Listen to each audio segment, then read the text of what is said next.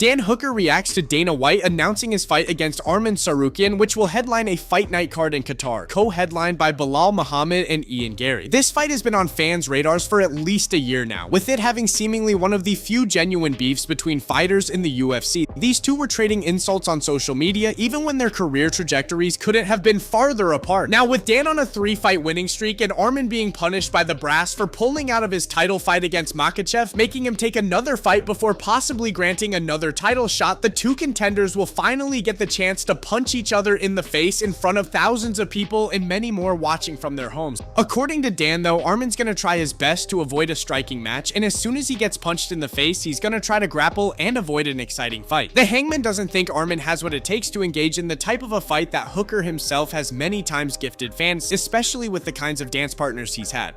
And the main event will be the number 2 ranked lightweight contender Arman Tsarukyan taking on number 6 ranked Dan Hooker. And as you know, Arman won 9 of his last 10 fights. He's got wins over Oliveira, Dariush. He's on a 4-fight win streak.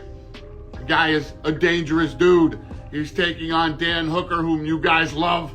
And he's always looking for a finish, always in there to dog it out and fight his ass off. I'll touch him and he'll panic shoot. And he'll panic shoot and he'll panic shoot. He don't like to fight, let alone fight the way that I like to fight.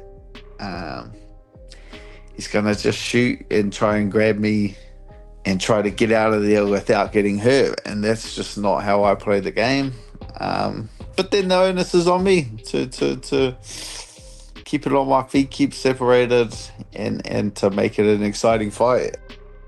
Javier Mendez reacts to Jack Della Maddalena being confident he's gonna outstrike Islam Makhachev with relative ease when the two fight for the welterweight championship in November. The bout itself is still weeks away, so it's too early for the usual flood of breakdowns and opposing predictions as we typically see on every social media platform for matchups of this magnitude, and the importance of this clash for both of these fighters' careers guarantees us a real blockbuster event by UFC's standards, at least for the hardcores. Both sides seem confident based on their comments leading up to the event, and this is true especially in the defending champion's case. JDM has been clear in his assessment of Makhachev's striking and how it matches up with his own, and at this point it's safe to say the Aussie is not really worried about the challenger's stand-up as he feels he's got quite an edge in that department. Jack sees his effective anti-grappling suffocating the Dagestani's attempts to dominate him on the ground, which would enable him to use his area of expertise. In response, Makhachev's coach Javier Mendez sends a warning to the champ. They're completely different, and by no means is Islam an easy for anybody to understand that. Any MMA fighter that's a striker, that's not going to have an easy time with him. I've been with this kid like going on 11 years of watching him just destroy everybody on the stand-up, guys that are much better stand-up than him, and he still destroys them. So no, don't go by what you see. When you get in there with that man, it's a whole different ballgame. And also, the longer it stands, there's always a good chance he's going to get hit, we're going to get hit. So the longer it stands, the worse it can get for somebody. At some point or another, guys like this, they're both volume kind of, precision strikers. So, we just have to make sure that he doesn't land any of the bombs, and it could happen because of the way he does it. He's not a one type guy. He's a 1, 2, 3, 4 type, then rechambers and comes back again, and he'll switch his style. While he's punching you, he's switching.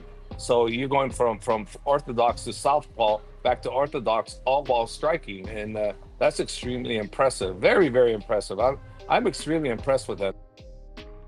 And as the date of arguably the most important fight of his career gets closer, Makhachev seems to be focusing on his grappling heavily, which might be revealing about his game plan as he attempts to capture a belt in another weight class. Of course, it's no secret that Dagestani will be looking to grapple JDM using his primary skill set that made him a dominant lightweight champion. Jack's size and sharp striking skills present a kind of danger that he's never faced before at 155, which is likely the reason Islam's going to look to grapple earlier and more aggressively in their fight. Recently, PFL's Vadim Nemkov, who's maintained a close relationship with Team Khabib, revealed he witnessed Islam Makhachev and Khamzat Chimaev going at it in sparring, and what he saw really surprised him. Nemkov, who will soon be competing for the heavyweight championship in PFL, says he spent about a week in Makhachev's camp as he prepares to take on JDM. According to him, on one of those days, Chimaev showed up to work with Islam. It was then that Nemkov, alongside other members of the gym who were there, got to see what many fans fantasize about: a full sparring session between two of these dominant forces in the sport, one of whom became the middleweight champion not too long ago, and the other one being the former lightweight champ who vacated his title to get one in a division above. Likely the question most fans would be curious about is specifically how their grappling would match up. Well, Nemkov has some answers, as he claims he was shocked to see how well Islam did, revealing some of the spicy moments from the sparring.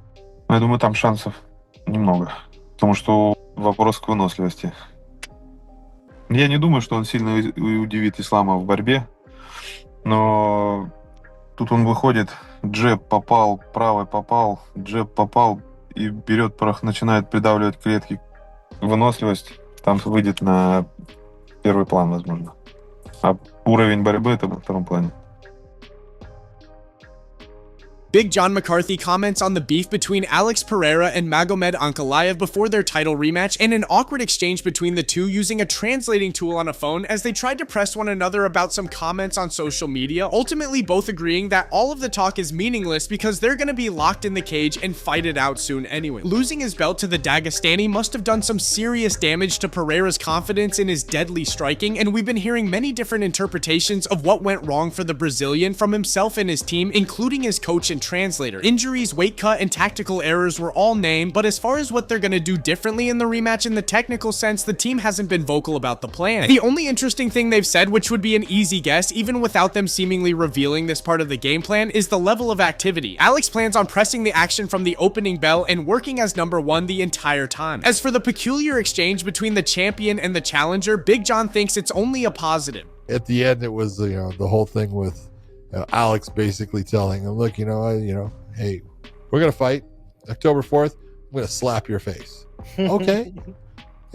What do words mean in that type of situation? I always look and say, you can't sit there and say something to me that's gonna bother me, as far as I'm gonna punch your lights out, I'm gonna choke you unconscious.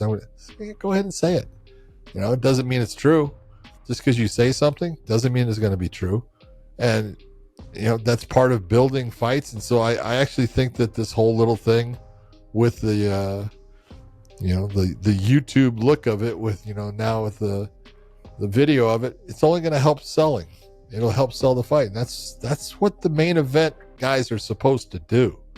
They're supposed to sell. You're supposed to make it interesting. You're supposed to make people go, now I want to watch it. And if this is the thing that makes them go, now I want to watch it, great. As long as you're not touching each other. And they didn't. That's it.